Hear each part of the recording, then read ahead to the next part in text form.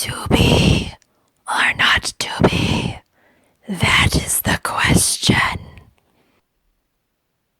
Hello, people of Earth and beyond. A warm welcome to all of my ghost friends out there. If you're new here, my name is Shannon, and today I'm going to be reviewing the second book in the Lockwood Company series, The Whispering Skull. I already did a review of the first book in this series, The Screaming Staircase, so if you like, I'll put a link to that one in the description.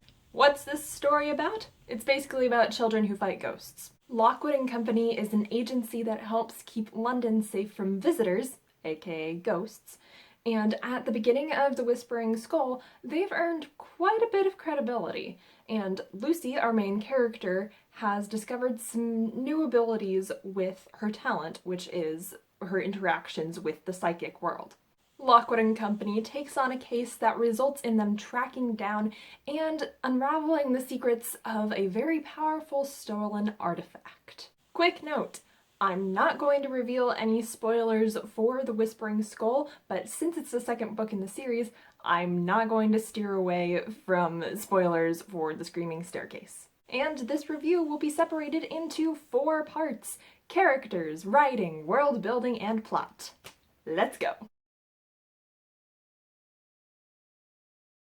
I'm gonna try to stick to how the characters are in this book in particular, but there are some comparisons or developments I want to mention from the last book. Our main girl, Lucy.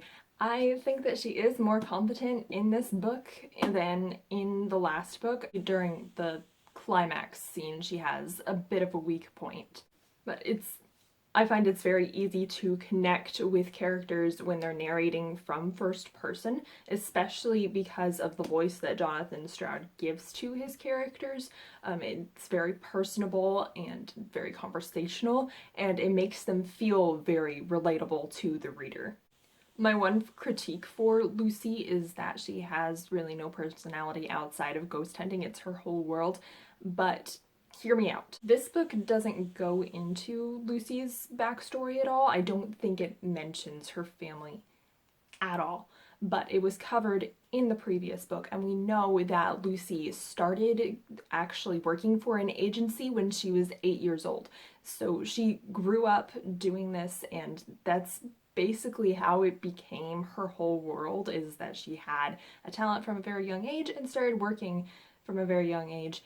And so there wasn't really a time for her to develop a hobby, and I don't think that's bad, but I think it would be really interesting for her character if at some point she picked up something, like found another interest. It would just be something that she could have another layer with.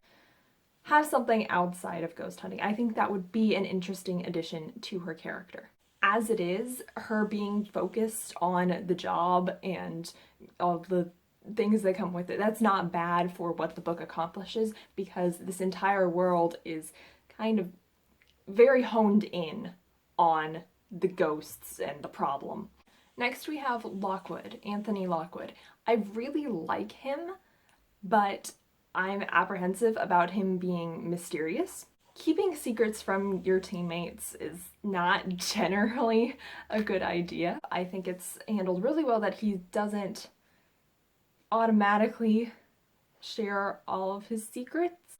The build-up to Lockwood opening up is paced very well and leaves the reader in the dark just enough while still being able to actually trust him. The other thing about Lockwood is that at the same time he's very competent about what he's doing, but also very reckless. And somehow Jonathan Stroud manages to balance this really well. There's never a sense that Lockwood doesn't know what he's doing or isn't in control of the situation. George is still sassy, and I love it. He gets his own arc in this book, and not only is that really good for the character, it's pretty well executed, I feel. I do have to say that he made mistakes, and a lot of it was his own darn fault. He knew better, but he learns from it. And that's what you want out of a character arc. Okay, let's talk about the skull. First, I'm going to say I don't think that mentioning the skull as a character is a spoiler. If you read the first book, you know that the skull talked. If you read the title of this book, you know that the skull talks. So I just have to say, strong Bartimaeus vibes from this character.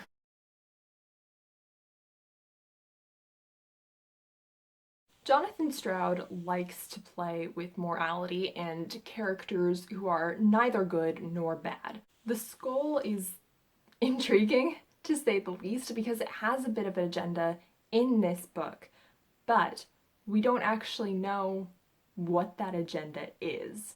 There's not actually much more I can say about it because we just don't know that much about the skull as a person, as a dead person. We just don't know. However, I have a feeling that the moral ambiguity is going to be handled very well throughout the rest of the series. The only other character that I want to mention is Quillkips, because in this book I actually start to feel for him a little bit. Jonathan Stroud is a master of description and imagery, so let's all just take a moment to appreciate some of his beautiful language skills.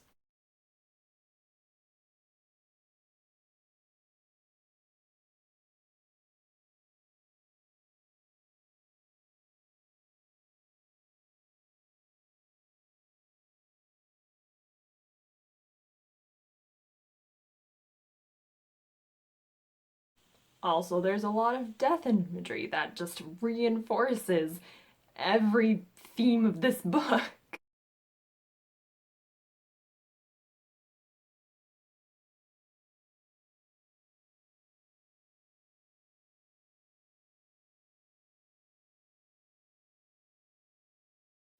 Was the world building added to? No. The magic system, if you will, is already established, so I don't think we necessarily need more understanding. The basis of how ghosts work, how people defend against them, that's all already there. It's already established. Even if you didn't read the first book, you can grasp pretty quickly how people defend against ghosts, what things ward them off, and how the actual detaining of sources works. My one complaint with the world building is that so far the series has been a bit Anglo-centric, and we don't really know the status of the problem in the rest of the world. We know that other cultures believe in ghosts because of the artifacts that are all over Lockwood's house, but we don't know if they're dealing with the same things that Britain is dealing with right now. Moving on to the plot, in 2 words, extremely engaging. I think that I personally prefer the Screaming Staircase plot just because it feels like there's more at stake. This plot doesn't necessarily feel straightforward. You know what their goal is from a pretty early on, but there's some twists and turns. There are different escapades they have to live out. It's not just let's find out who murdered Annie Ward and why. It's let's find out what this thing does, and we have to go through a very different series of events to find that out. But this plot feels like there is so much more going on.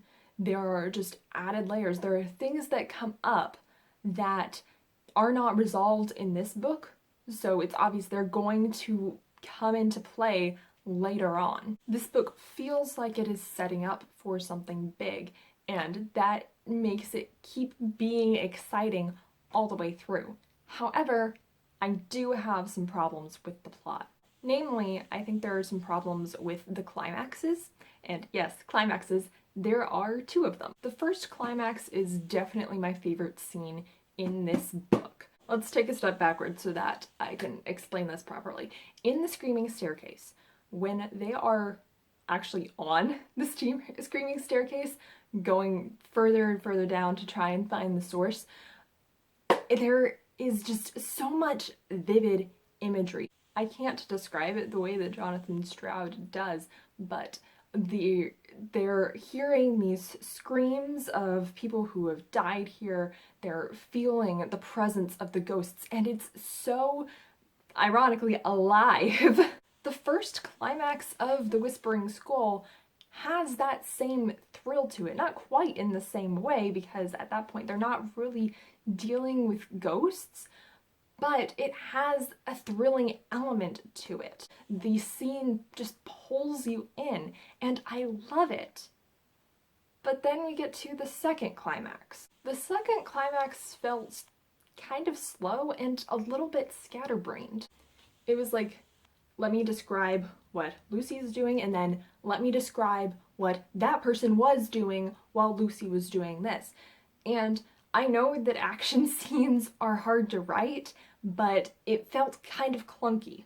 Felt like snapshot here, instead of letting them kind of flow together. And also just what was happening in this second climax was not really as exciting as the one that came a few scenes before. Which, to add insult to injury, this climax, the second climax, was actually supposed to be the crux of the book. Like, this is where everything's getting resolved, and it just didn't quite have the same excitement. When you look back, that's the only problem that I really had with this book. I love this series, I can't stress that enough. I didn't enjoy the first scene of this book very much because I just don't like it when the main characters get embarrassed or do embarrassing things. However, other than a little bit of a disappointing confrontation, I didn't find this book problematic at all. Jonathan Stroud has a way of just including the reader in the story. A lot of it is through the first-person narrator talking to the audience, but I like that. It sweeps the audience in. I find that with his books that you know right away what you're getting into. He lets you know what this world is like pretty much off the bat. You see how, in this case, silver, iron, lavender, it's all demonstrated how ghosts work. You see it pretty clearly from the get-go, and then you know the world that you're in. I said this in my last Lockwood Company review, but I'll say it again. I'm not a big ghost person. I don't do well with horror or scary things, but I want to delve so much more deeply into this world because it's engaging and interesting. We solve one mystery in this book and we're presented with a dozen more. It's great. It keeps you wanting to come back to this world. I don't know that I would necessarily cry or die for these characters quite yet, but they're getting there. What I'm saying is, I had high expectations based on the first book, and in some ways this book didn't quite meet them, but it has definitely convinced me that I want to keep going with this series, and I encourage everyone to give it a chance. So that's everything. What are your thoughts on Lockwood & Company and Jonathan Stroud in general? Thank you so much for watching. I hope that you enjoyed. If you liked it, give it a thumbs up, subscribe if you want, and I hope that you have a lovely day. Go forth and prosper. Bye.